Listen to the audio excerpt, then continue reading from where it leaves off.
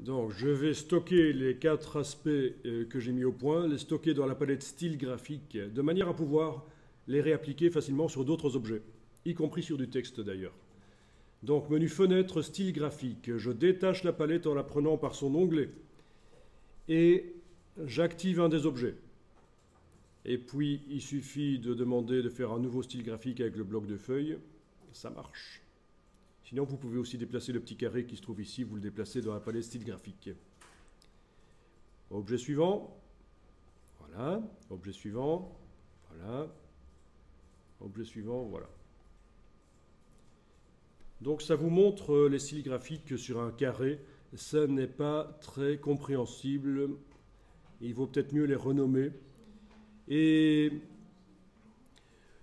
il y a des solutions qui consistent, quand on a plein de styles graphiques et qu'on veut pouvoir les choisir par la suite, ben c'est simplement, un peu comme j'ai fait ici, les mettre sur une forme basique, géométrique, et les choisir comme ça. Donc on verra après cette technique, parce que c'est vrai que les styles graphiques, là qu'on visualise, c'est pas génial.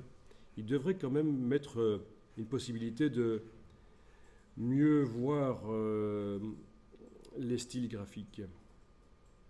C'est un peu misérable ça. Bien, à partir de là, je vais pouvoir dessiner n'importe quelle forme et appliquer rapidement le style graphique dessus. Bon, ben... voilà, un hexagone sur lequel je vais pouvoir appliquer différents styles graphiques que j'ai mis au point. Donc ça marche pour n'importe quelle forme, faite avec les outils géométriques, faite avec la plume, éventuellement.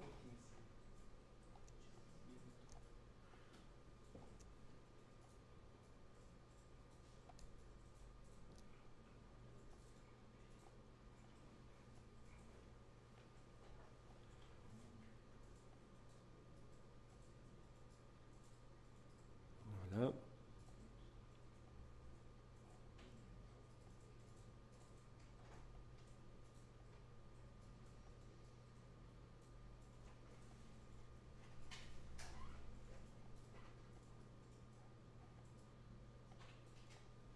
Et là, on va tester ça sur du texte aussi, tant qu'on y est. Alors, du texte. On n'a pas encore utilisé le texte, je pense. On va prendre l'outil texte. Alors attention, ne faites pas un cliquer-glisser comme ça. Ça, c'est pour faire des blocs de texte qui contiennent des paragraphes. Donc, j'annule. Avec l'outil texte, vous allez simplement cliquer. Et vous avez un curseur qui clignote. Et vous pouvez taper du texte. Voilà. Ce texte, vous allez pouvoir l'agrandir en triple cliquant sur lui, ou en double cliquant s'il s'agit juste d'un seul mot. Alors je vais vous demander de ne pas taper des longues phrases, sinon ça devient des paragraphes. Hein.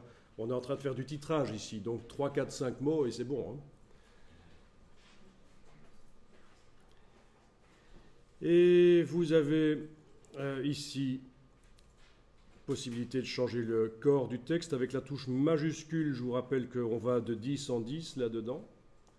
Mais en fait, ça n'a pas trop d'importance. Vous n'êtes pas obligé d'utiliser ça parce que vous pouvez utiliser l'outil de transformation manuelle, comme dans Photoshop d'ailleurs.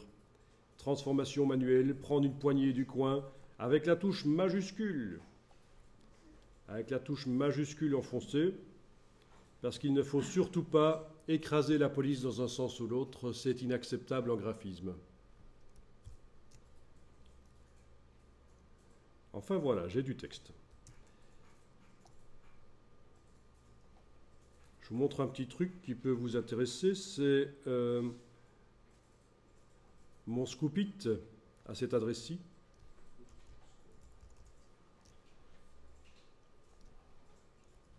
Scoop.it, et voilà.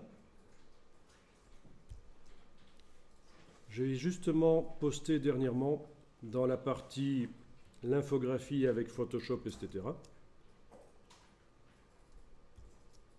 Quelque chose qui concerne l'utilisation des polices. Voilà, c'est celui-là. Les 10 commandements de la typographie. Et donc, c'est des liens vers des choses qui viennent du web. Et le premier commandement, c'est « tu ne déformeras point ». Voilà. Donc, c'est ce que je viens de vous dire. On ne déforme pas les polices de caractère. Ici, il parle de faire une graisse manuellement, mais il y en a qui vont plus loin que ça, qui écrasent les polices dans un sens ou l'autre. Pas plus de 2 polices de caractère, tu combineras. Maximum 3 entre parenthèses.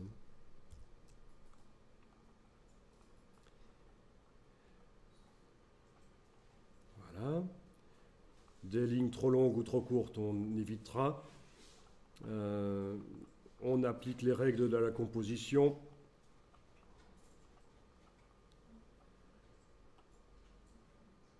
Ah oui. Les faux amis, etc. Bon. Oui, les règles typographiques, des abréviations. Enfin voilà, je vous laisserai voir ça, mais il y a énormément de ressources sur le web en fait. Le web, c'est la pire et la meilleure des choses en même temps. Donc, suivant la personne, on peut avoir une utilisation complètement débile du web ou alors une utilisation très intelligente. Voilà. C'est jamais qu'un outil. Alors voilà, donc le texte, testons un peu pour voir ce qui se passe si on lui applique le style qu'on a mis au point. Bon. Ça n'a pas l'air de fonctionner énormément, mais ça doit être parce qu'en fait le contour est très grand. Chez moi. Je vais voir. Je vais diminuer l'épaisseur parce que donc je m'éloigne du style en fait. Voilà, c'est ça en fait. C'était ça le problème. Je m'éloigne du style que j'ai appliqué. Bon, ben du coup, en fait, dès qu'on s'éloigne du style, il n'est plus encadré dans la palette style graphique, vous allez voir. Dès que je change quelque chose dans la palette aspect, donc c'est dans les deux sens. La palette aspect m'a servi à mettre au point le style que j'ai intégré à la palette style graphique. Mais je peux aussi aller chercher quelque chose dans la palette style graphique et m'en éloigner. Voilà, et donc le style n'est plus encadré dans la palette aspect. Bien. Ici, je peux dire que le contour, tiens, il pourrait peut-être être à l'extérieur, mais non, ça ne marche pas. Ici, il y a des solutions. Sur du texte, on ne peut pas dire que le contour est à l'extérieur.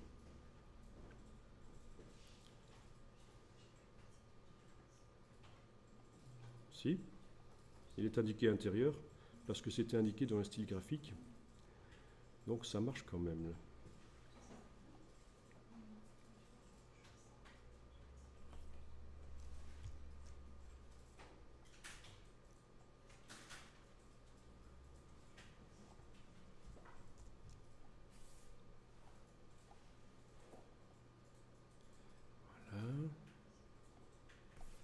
Voilà. Bon, ben je viens de mettre au point un nouveau style graphique, mine de rien, au départ du premier. Et c'est ce que vous pourrez faire aussi quand vous irez chercher des choses sur le web. Quand vous irez chercher des styles graphiques sur le web, vous n'êtes pas obligé de les utiliser tels quels. Vous pourrez vous en servir comme base pour démarrer. Ok, nouveau style graphique. Je vais même ajouter sur tout l'objet,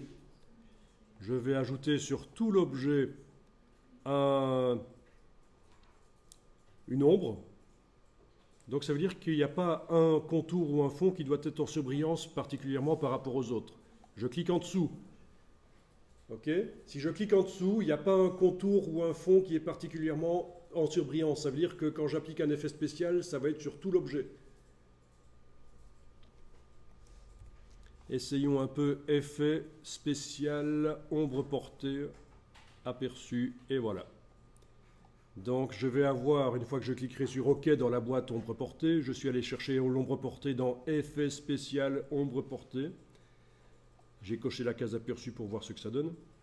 Je vais donc avoir ici ombre portée. Pourquoi là? Ben parce que ça ne concerne pas particulièrement un fond ou un contour, ça concerne tout l'objet. Ok. Sinon ça se mettrait à l'intérieur si j'avais eu un fond en surbrillance quand j'ai fait ça. Voilà, ombre portée. Et pour modifier l'ombre portée, il ne faut surtout pas retourner dans le menu Effet, spécial, ombre portée. Vous n'êtes pas dans Photoshop.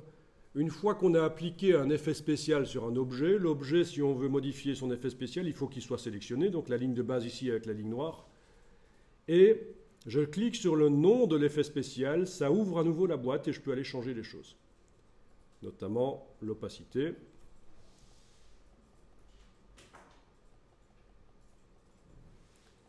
Etc. Le décalage.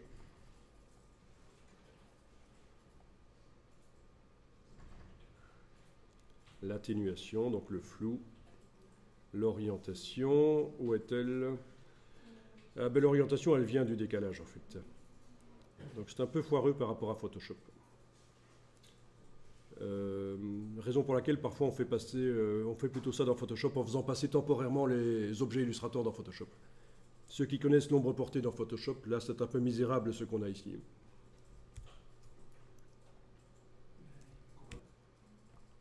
Oui, tu peux, si tu veux agrandir le motif dans le lettrage ici, ça va être possible.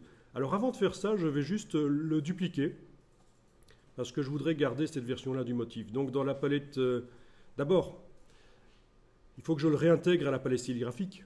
Hein, parce que tu me parles de faire un test, agrandir le motif, etc. Je trouve que ce que j'ai fait est pas mal, donc je vais quand même aller le déplacer, enfin l'intégrer là, voilà, à la palette des styles graphiques. En cliquant sur le bloc de feuilles, en ayant l'objet sélectionné. Ou pas d'ailleurs. Bien.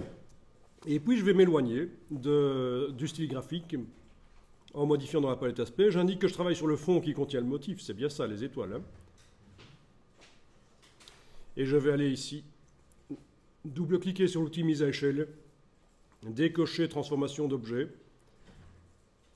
Et voilà, je peux tester un motif plus petit par exemple, ou plus grand. 200%, 20%, voilà. Amusant ça. Et peut-être que cette version-là, je peux l'intégrer aussi dans la palette style graphique. Comme ça, je vais pouvoir tester rapidement. Tiens, qu'est-ce que ça donne avec le motif en grand et le motif en petit? Voilà, en grand, en petit, en grand, en petit. C'est très souple en fait, une fois qu'on a compris comment ça marche. Ok, finalement, je le préfère en grand. Et alors, bon, déjà, il faut le dire, vous allez dire que je casse du sucre sur les vieux, mais ce n'est pas le cas. Il y en a qui sont très à la pointe.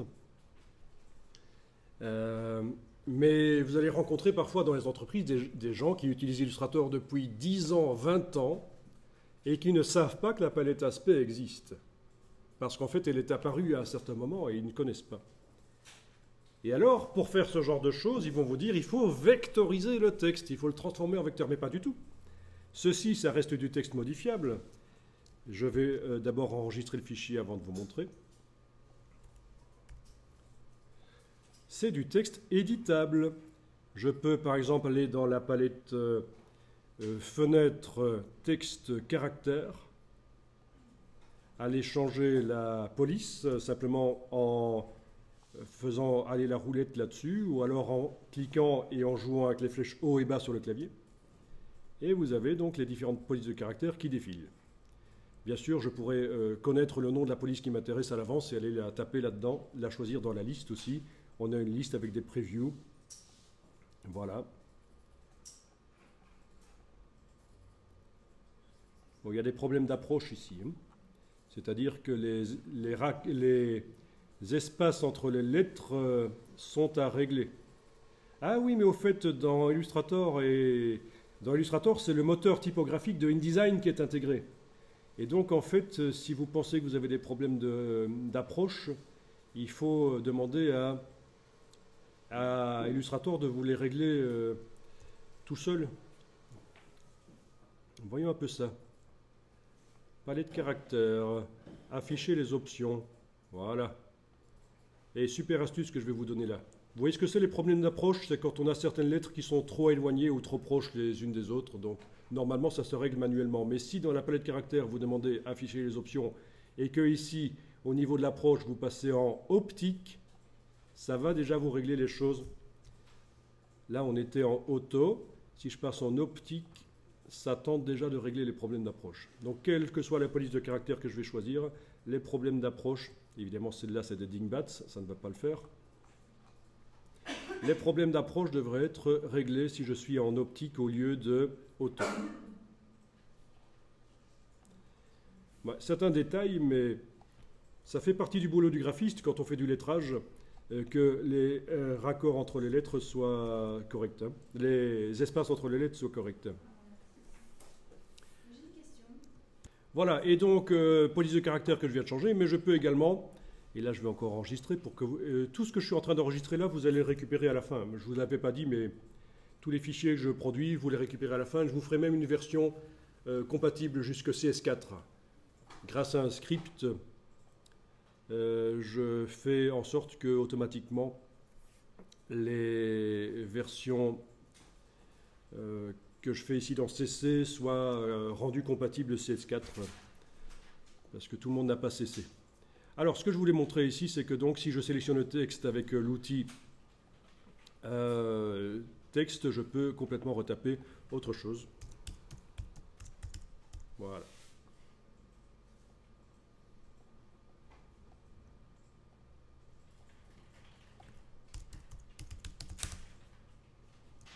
Voilà. C'est du texte complètement modifiable.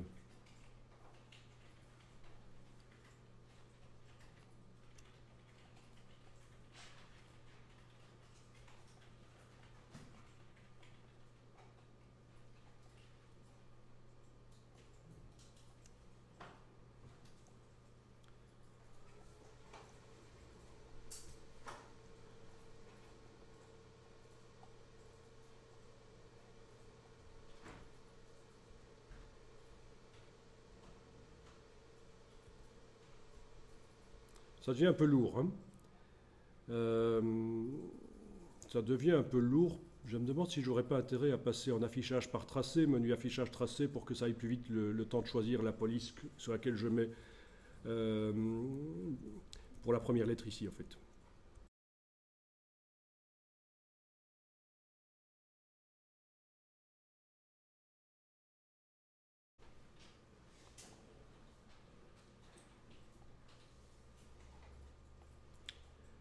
Voilà, donc, comme ils disent chez Adobe, hein, leur slogan, votre imagination est la seule limite.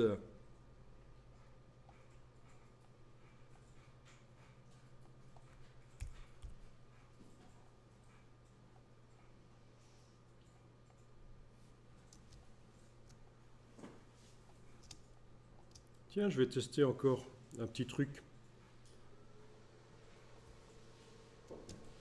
Et puis on arrêtera là pour ce matin. Je vais simplement dupliquer ceci. Voilà.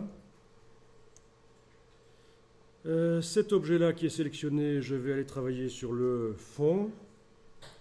Le fond des étoiles et lune.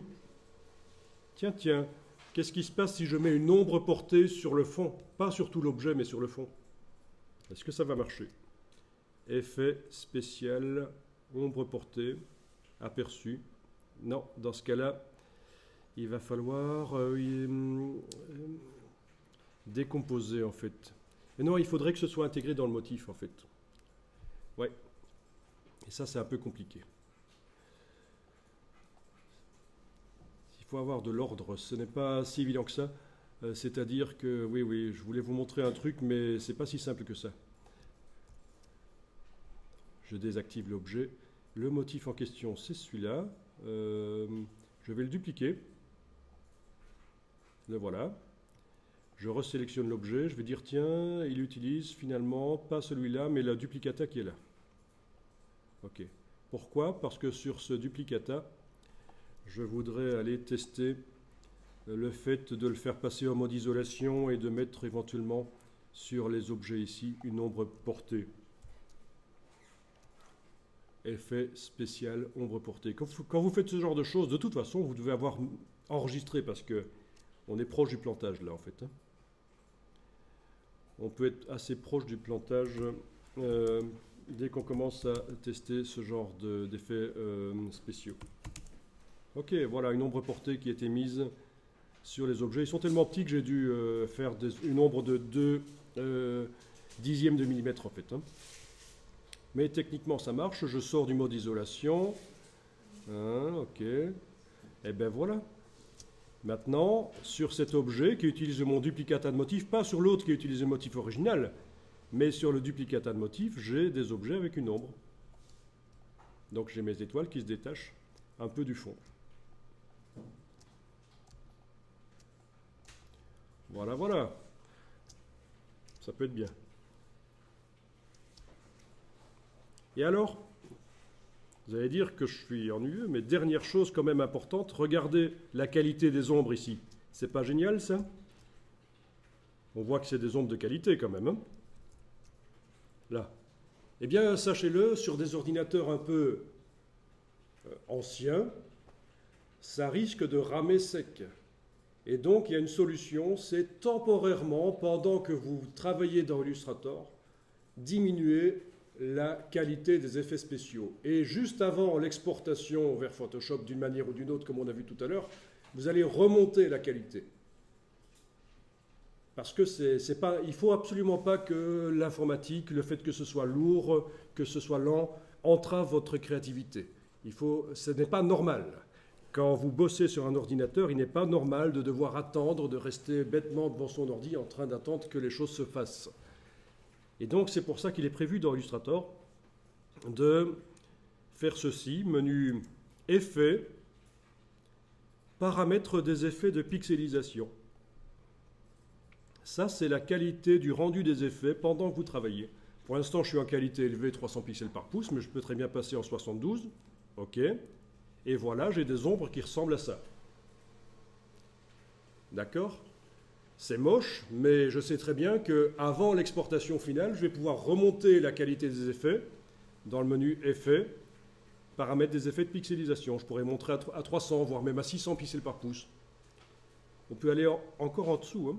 Franchement, si vous avez un ordinateur qui est un peu lent, ça va vous aider. 36 pixels par pouce, voilà. Donc on arrive à voir qu'il y a une ombre, mais c'est vrai qu'elle est moche. Alors quand même, un petit calcul s'impose. Hein. Où est ma calculette? Ah. Là. 300 pixels par pouce. Ça veut dire que sur un pouce carré, donc un petit carré de 2,54 cm de côté sur le papier, vous avez 90 000 pixels. C'est énorme. Si on travaille en 72, ça nous fait 5184. C'est quand même beaucoup moins que 90 000. Donc vous voyez, le fait de passer de 300 à 72 pour le rendu des ombres, ça libère énormément de ressources informatiques. Ce n'est pas juste la différence entre 300 et 72. Parce qu'on parle en surface. Donc on passe de 90 000 à 5 000 et des, donc c'est quand même beaucoup moins.